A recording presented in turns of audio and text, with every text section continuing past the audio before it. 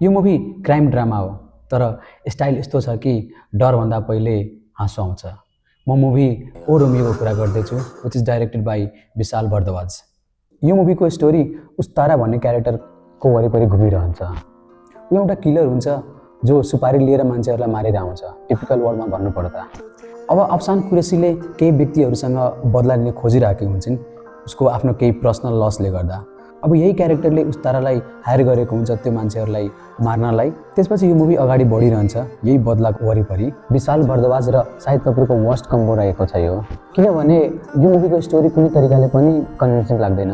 Plus screen play नराम्रो भएको कारणले हरेक क्यारेक्टरको ग्राफ मेस्टअप भएको छ र बिलिभ नै लाग्दैन यो विशाल भरद्वाजले डाइरेक्ट गरेको मुभी हो। यो मुभीको मिक्स रियाक्सन आएको छ। भन्नुपर्दा धेरै मान्छेलाई यो मुभी मन पर्न सक्छ just because of its music and action भनौँ। म के सजेस्ट गर्छु, यो मुभी हेर्न प्लान गरिरहनु भएको छ भने आफ्नै रिस्कमा हेर्नु होला। Thank you.